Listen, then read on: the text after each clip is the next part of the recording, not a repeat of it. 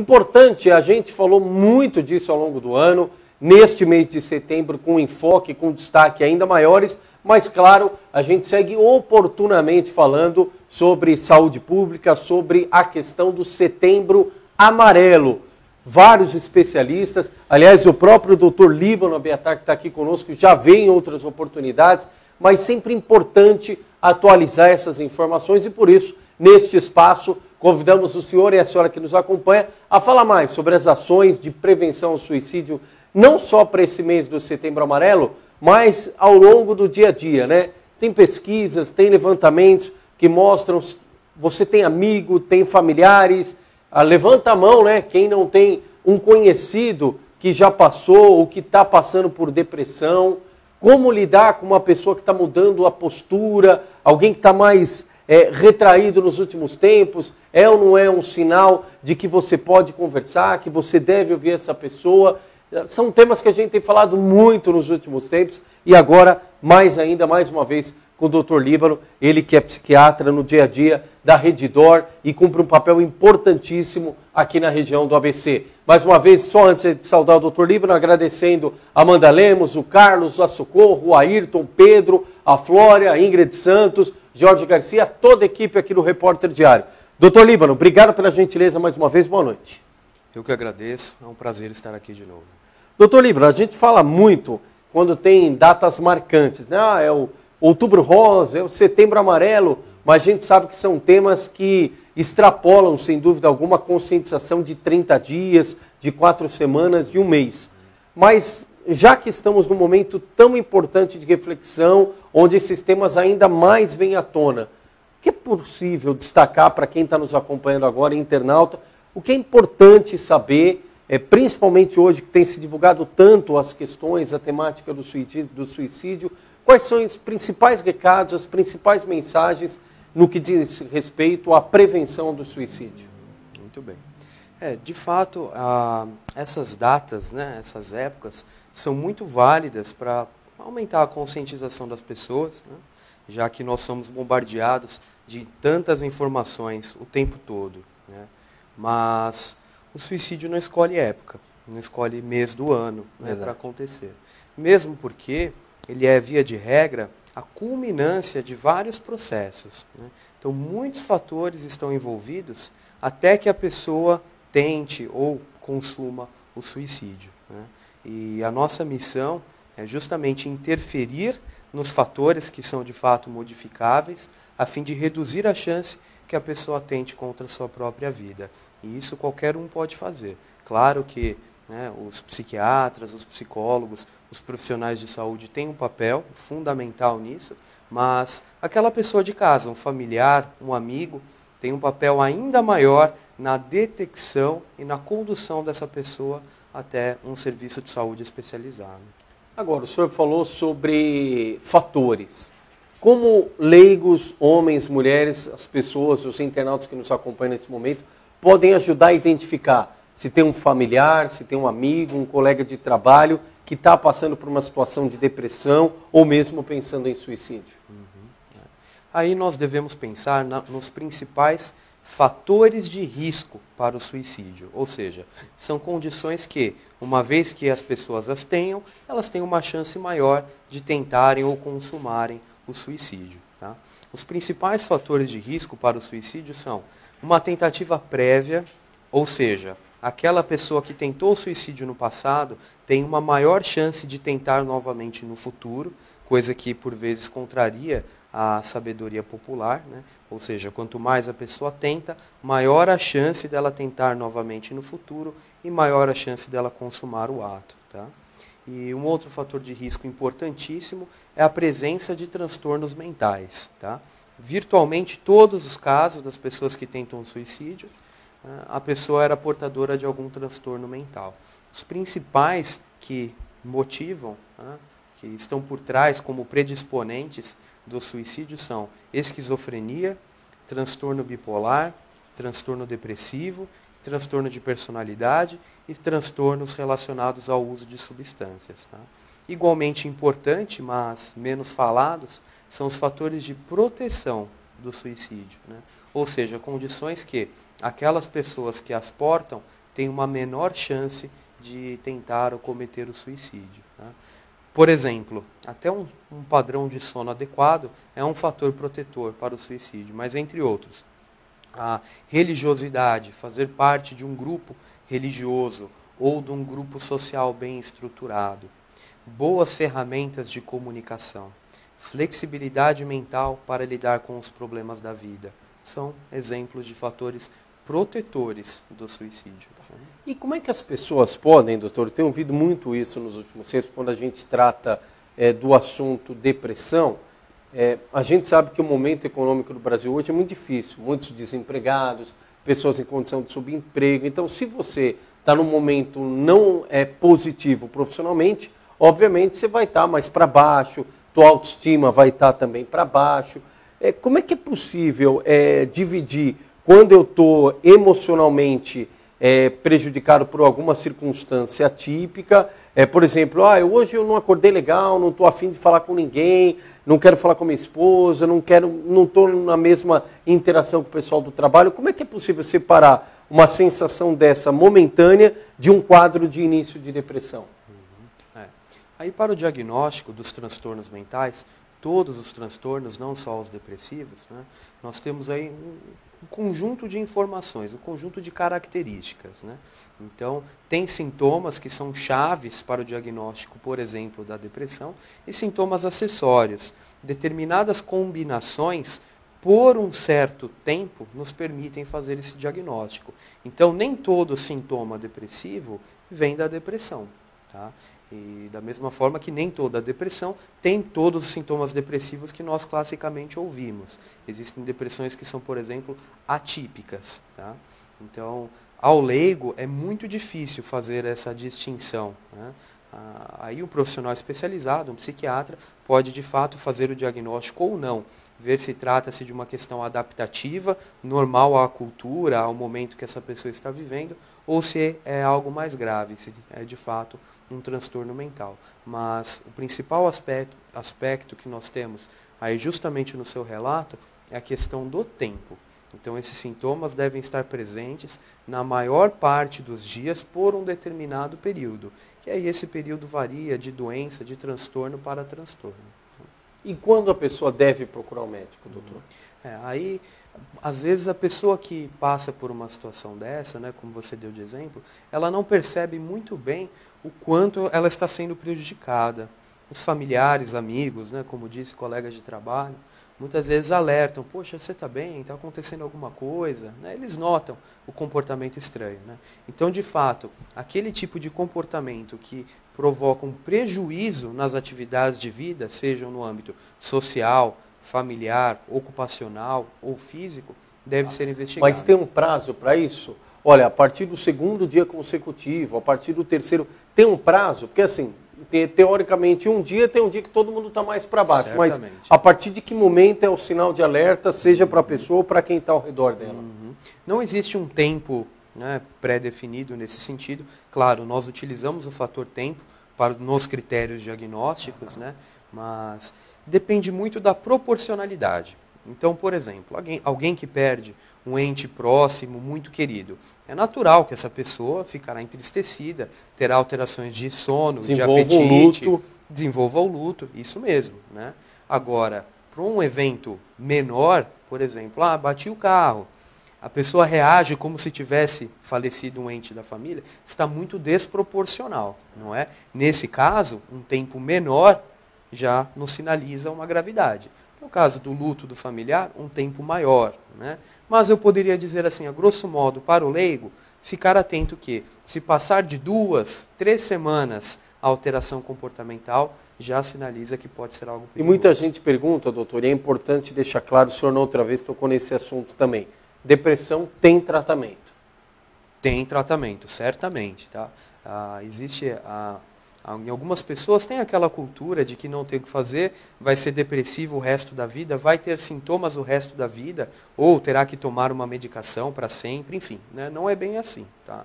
Então, a depressão tem tratamento sim, claro que existem casos e casos, casos que são mais leves, que têm um comprometimento funcional menor, que têm menos sintomas, e casos que são extremamente graves. Né? Ou seja, não significa que a pessoa começou a ser medicada, dependendo, como o senhor falou do caso, que ela vai ter que tomar o remédio a vida inteira. Não, via de regra, as pessoas que têm depressão têm condições de alta. Sim. Muitas vezes é um tratamento irregular, que não levou à remissão dos sintomas, aí essa pessoa precisa de um tratamento mais prolongado, ou opção do paciente. Muitos pacientes falam, não, doutor, eu estou bem, mas eu gostaria de manter a medicação por uma espécie de insegurança, né, com a relação à descontinuação. Mas isso é abordado caso a caso. Mas, repito, via de regra, os tratamentos disponíveis que nós temos hoje para a depressão permitem sim a descontinuação em dado momento. Aí esse momento varia desde 1 ano até 5 anos, depende muito de várias situações. Né? E o tratamento, doutor, com aquelas pessoas, clinicamente falando, que tentam cometer o suicídio? A pessoa tentou, não conseguiu, conseguiu procurar o médico. Como é que é? Exige uma atenção especial? Como é que é o tratamento? É claro, depende de caso a caso, sim. Mas em linhas gerais, o apoio da família, o apoio de amigos, a orientação, essa pessoa pode ter uma rotina normal, isso é com o tempo. Como é que é esse aspecto geral? Sem dúvida. Como eu disse anteriormente, o suicídio é só a ponta do iceberg. Então, vários fatores contribuíram para aquilo. Né? Então, o motivo da pessoa ter tentado o suicídio varia muito, né, como falou, e nós temos que sempre buscar qual foi o transtorno mental de base que levou, né, que contribuiu negativamente nesse sentido. Né? Uma vez detectado o transtorno, nós fazemos um tratamento incisivo em cima, né, um tratamento específico para aquilo. Mas no primeiro momento, após a tentativa de suicídio, o mais importante é manter essa pessoa segura.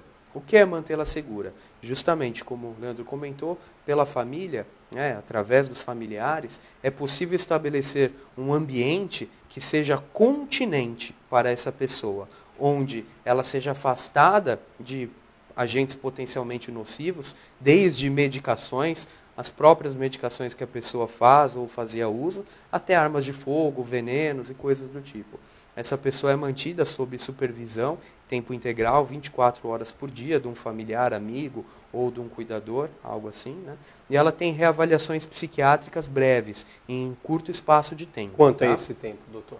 Normalmente nós fazemos na primeira semana, após a tentativa de suicídio, né? Do momento, e depois em até 1 semana, uma vez que não tenha nenhum tipo de intercorrência. Tá? Como eu falei, o primeiro passo do tratamento é mantê-la segura. E o segundo passo, que é, claro, concomitante ao primeiro, mas demanda mais tempo, é manter a pessoa estável. Através daí, de acordo com o diagnóstico que a pessoa tem com o transtorno mental que ele acomete, nós fazemos um tratamento específico, direcionado e assertivo, a fim de que ela tenha um controle satisfatório dos sintomas, que, por consequência, diminuirá a chance dela tentar suicídio novamente. Doutor, crianças podem desenvolver quadro de depressão? Podem sim, com certeza. Né? Nas crianças, as características são um pouco distintas dos adultos. Né? As crianças, via de regra, têm um predomínio mais somático. Né? Então, às vezes é aquela dor de cabeça, né? O rendimento na escola que não vai muito bem, o amiguinho que ela andava no recreio que ela já não anda mais, é mais sutil, né? E ela acaba tendo uma representação mais física, de mais sintomas físicos do que o adulto, né? Pela dificuldade em falar dos próprios sentimentos. E né? Quando o pai e a mãe devem saber, tem ali o alerta, está na hora de procurar um especialista.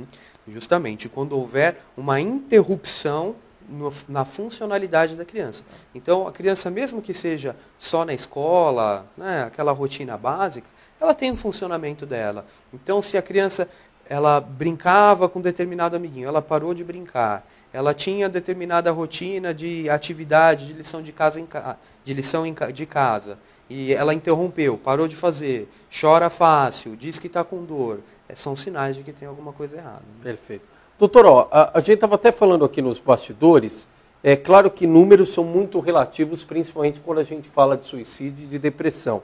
Mas só para trazer alguns parâmetros aqui, até para o senhor comentar, é importante. Amanda Lemos fez um recorte aqui, reportagem recente no Repórter Diário, trazendo números desse ano na região do ABC. O ABC registrou 40 suicídios e 1.258 tentativas que foram registradas em 5 das 7 cidades aqui do ABC. Em relação a 2018, o número de pessoas que tiraram a própria vida foi relativamente menor, variação de 46,8%, com suicídio de 78 pessoas. Ainda com números altos, o CVV, que é o Centro de Valorização da Vida, trabalha para reduzir as ocorrências. De alguma forma, esse número chama a atenção, doutor? Chama, com certeza. E lembrando que todo dado estatístico tem um certo viés na sua coleta, né? Então, eu acho improvável que sejam apenas 40 suicídios. Mas, dependendo da causa-mortes, não é fácil determinar se essa pessoa de fato se suicidou. E o mesmo acontece com as tentativas. Por vezes ela tenta de uma determinada forma, ela dá entrada num serviço de saúde e esconde aquilo dos profissionais, ou mesmo ninguém fica sabendo por outro motivo, e é subnotificado, tá? Sem contar também os casos onde a pessoa tenta o suicídio, por exemplo, através de ingestão medicamentosa, ela falha na tentativa, não conta para ninguém e não procura ajuda, tá? Então, certamente esses números ainda estão aquém, mas é o que é possível coletar, né? Agora, doutor, um outro detalhe aqui, também ainda falando de números, uma matéria recente que nós divulgamos, dados da OMS, Organização Mundial de Saúde, revelam que a cada 3 minutos alguém se suicida no mundo, enquanto no Brasil uma pessoa tira a própria vida a cada 45 minutos. A campanha do Setembro Amarelo, salvo lapso de memória, começou em 2015, faz 4 anos. Com a campanha, com esse intenso debate, discussão, o senhor sente que tem contribuído para conscientizar as pessoas? Na ponta, a gente tem tido um resultado positivo de tudo isso? Justamente, uma ótima observação, Leandro, porque uma coisa são os números, uma coisa são as políticas, perfeito, mas o que importa é aquela pessoa que está em frente a mim naquele dado momento, né? Mas eu noto, assim, de forma indireta, que as pessoas estão falando com mais naturalidade sobre o suicídio, principalmente as famílias, né? É muito curioso que na nossa prática nós avaliamos muitos pacientes que tentam suicídio, né? Muitos, todos os dias, né? E é curioso que, por vezes, os familiares nem falam a palavra. Tá? É como se fosse algo, um tabu, algo proibido, né? E ao falar abertamente, não, ele tentou se suicidar, ele tentou tirar a própria vida, e a partir de agora nós vamos fazer assim, assim, assim, né? Então isso dá mais naturalidade, e claro, não é uma forma de banalizar, mas sim dar o problema ao tamanho que ele tem, nem maior, nem menor. E é um problema gigantesco, né? Doutor, a gente também coletou algumas iniciativas de escolas promovendo debates, discussões. A própria escola, o ambiente acadêmico fazendo essa discussão é salutar e até que ponto isso pode ser discutido? Com certeza é muito salutar, né? Com relação até que ponto, eu não vejo limites desde que não haja sensacionalismo, né? Então eu sei que o trabalho do Repórter Diário é sério, muito sério nesse sentido, né? Porque às vezes nós temos uma certa tendência a gostar, né, de coisas sensacionalistas, né? Isso de fato é uma forma de escandalizar, né? Então tratamos com a seriedade que o assunto, que o tema tem, né? Porque afinal de contas, a despeito das notícias, de histórias que ouvimos, é uma pessoa que tirou ou que tentou tirar a própria vida. É algo muito grave, né? Doutor, outro detalhe importante também, até pegando o gancho dessa sua fala, e o senhor também tem sido recorrente nisso, importante. Como é que é a reinserção dessa pessoa? Quando ela percebe que ela tentou e, por algum motivo, aquela tentativa dela de suicídio acabou sendo frustrada. Como é que é esse trabalho de reinserção? Normalmente a pessoa volta disposta, olha, tive uma segunda chance, quando ela cai em si, ou normalmente quando ela retorna com aquela frustração, que pena que eu não consegui, vou tentar de novo. Os primeiros dias, semanas e meses após a tentativa de suicídio são de maior perigo para a pessoa tentar novamente, justamente por isso. Tá? Porque, poxa, muitas pessoas me falam isso, olha, não consegui nem tentar me matar, né? Aquilo gera uma frustração, uma vergonha terrível e a pessoa pode tentar novamente. Tá? Então, a observação é mais intensa, essa supervisão, né, tanto médica quanto familiar, no início, e depois ela vai se afrouxando a depender da melhora da pessoa. Tá? Então, pode ser. Não, ia dizer só da reinserção, né, que um sentimento muito comum nas pessoas que tentam suicídio é o de dor psíquica, né? Então é uma dor que ela não consegue aliviar. E essa pessoa também, via de regra, sente-se sozinha, desamparada, tá? Então, para aquelas pessoas que estão próximas na reinserção social, como o Leandro falou, né? Então, dar a entender que essa pessoa não está sozinha, que ela pode contar. Às vezes os familiares e amigos, naquele êxtase de tentar ajudar, né, acabam até sufocando a pessoa nesse sentido, né? Mas não precisa, esteja por perto, tá? Melhore as ferramentas de comunicação, esteja por perto, essa pessoa pedirá o auxílio quando for necessário, tá? Nós trabalhamos muito isso no segmento pós-tentativa, tá? A melhorar a comunicação. E como responder, doutor, para aquelas pessoas que ainda acham que depressão é frescura? Até nessa mesma pesquisa, salientei aqui, é uma pesquisa feita por uma empresa especializada em pesquisa e monitoramento de mercado, revelou que 1 em cada 2 brasileiros já pensou em tirar a própria vida. A pesquisa também mostrou que 73% das pessoas no Brasil conhece alguém que já tentou ou cometeu suicídio e 51% do total de brasileiros já perderam alguém dessa forma. Mas mostra que ainda tem gente, olha que curioso, conforme a pesquisa, 80% dos brasileiros conhecem alguém que esteja atualmente sofrendo de depressão e 93% do total de entrevistados já escutou alguém dizer, abre aspas, isso é frescura, fecha aspas. Como responder ainda para essas pessoas, enfim, para aqueles que taxam a depressão como frescura, doutor?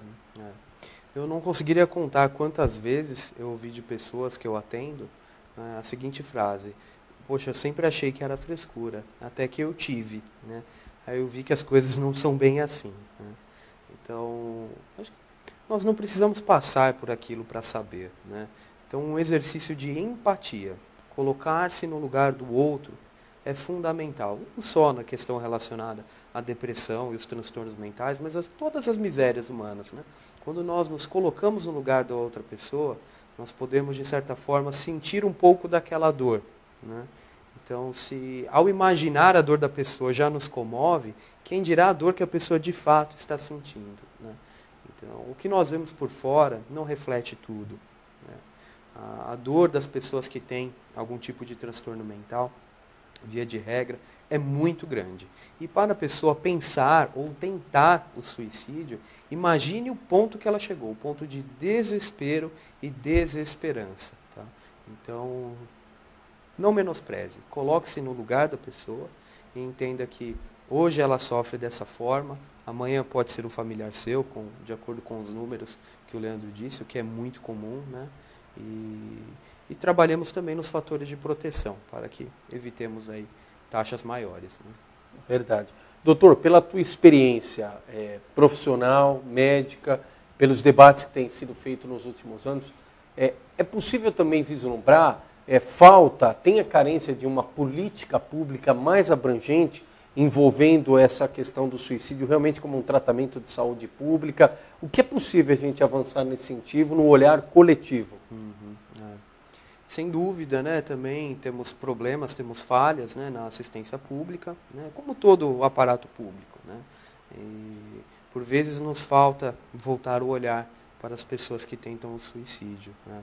Mas individualmente nós não vamos mudar isso. Como nós podemos mudar? Fazendo dentro de casa, para os nossos familiares, para os nossos amigos. Então, prestando atenção no comportamento que está diferente, acompanhando essa pessoa até um profissional de saúde mental, ou prestando auxílio de supervisão numa pessoa que tentou suicídio, ou numa pessoa que está sob tratamento psiquiátrico qualquer, é a melhor forma de ajudar em termos populacionais. Que cada um faça a sua parte. Legal. Erionaldo Silva, obrigado pela participação. Daciane de Toledo Ribeiro, obrigado também. Givanildo Ferreira Souza, obrigado. Ronaldo Pedrosa, daqui a pouquinho vamos falar mais sobre Mauá no resumo do dia. Obrigado pela participação. Wagner Agostini, lá de São Caetano, obrigado. Carlos Carvalho traz um contraponto aqui, doutor. Aliás, 7 horas da noite, Carlos Carvalho aqui junto comigo no resumo do dia. A gente abriu aqui o programa e a entrevista falando sobre o que é possível as pessoas do entorno fazerem, observarem, para identificar um quadro de depressão, um quadro de tentativa de suicídio. E o Carlos Carvalho pergunta o seguinte, doutor: o que as pessoas ao redor que têm, quando percebem alguma alteração de comportamento, o que elas não podem fazer que piora a situação? A primeira coisa é ignorar, né? Então, se isso chegou a ponto de ser percebido, né, que não ignore. Não precisa escandalizar, né, transformar aquilo em algo público, mas volto a bater nessa tecla da comunicação. Tá? Comunique-se com a pessoa. Tá? Trabalhe esse exercício, fale abertamente. Olha, eu percebi que você não está bem, você está fazendo isso diferente. Tem alguma forma que eu possa lhe ajudar? Enfim, tente ter um diálogo franco, a fim de que essa pessoa abra-se e peça ajuda. Porque, afinal de contas, né, o desejo humano mais primordial é o de pedir ajuda nesse sentido. Tá? Perfeito. Aqui deixa eu... E em relação ao dia a dia mesmo da Redditor, alguma ação específica ao longo deste mês de setembro, doutor, que foi feita ou que vai ser feita agora nessa quinzena final? No nosso serviço nós não temos, né, o atendimento psiquiátrico de portas abertas, né, que seria o de pronto-socorro, nem temos a ala psiquiátrica, mas recebemos muitos pacientes, muitas pessoas que tentaram suicídio. Né? Então nossas equipes estão preparadas para lidar com essas pessoas durante a internação. E boa parte das nossas ações voltadas nesse mês são para os pacientes que estão internados por outros motivos e para os funcionários, né, que são chaves aí, importantíssimas na lida diária com esses pacientes. E porque também o profissional de saúde ele tem taxas maiores de suicídio também, tá? Devido à natureza da profissão. Então, para os nossos funcionários também são feitas ações direcionadas, tanto de palestras, aconselhamentos e coisas diversas. Né? Legal. Doutor Líbano, sempre muito bom. Aqui o relógio é implacável, mas quero agradecer mais uma vez. O doutor Líbano sempre que é chamado, abre espaço na agenda, atualiza as informações, presta serviços nessa temática tão importante que é a prevenção do suicídio. E quero mais uma vez agradecê-lo, sempre muito atento, a gentileza de estar aqui, agradecendo toda a equipe também da Redditor. Doutor Líbano, obrigado pela gentileza. Fique à vontade para as considerações finais. É sempre um prazer estar aqui. Eu acho que é extremamente importante, né, a divulgação de informações confiáveis e adequadas, né, referente ao suicídio. Né? E como eu falei, reitero, né, que cada um faça a sua parte. Por vezes pode parecer muito pouco, mas só de estar ao lado de uma pessoa que precisa de ajuda, ou acompanhá-la numa consulta médica, ou fazer a supervisão das medicações, já é muito mais do que essa pessoa teria. Né? Então, ajude o quanto possível as pessoas que estão próximas a você. Tá? Legal. É sempre um prazer estar aqui, eu estou à disposição. Obrigado. Legal, doutor Líbano. Obrigado mesmo pela gentileza e vai voltar ainda mais e mais aqui para atualizar e sempre prestar serviços e informação de utilidade pública.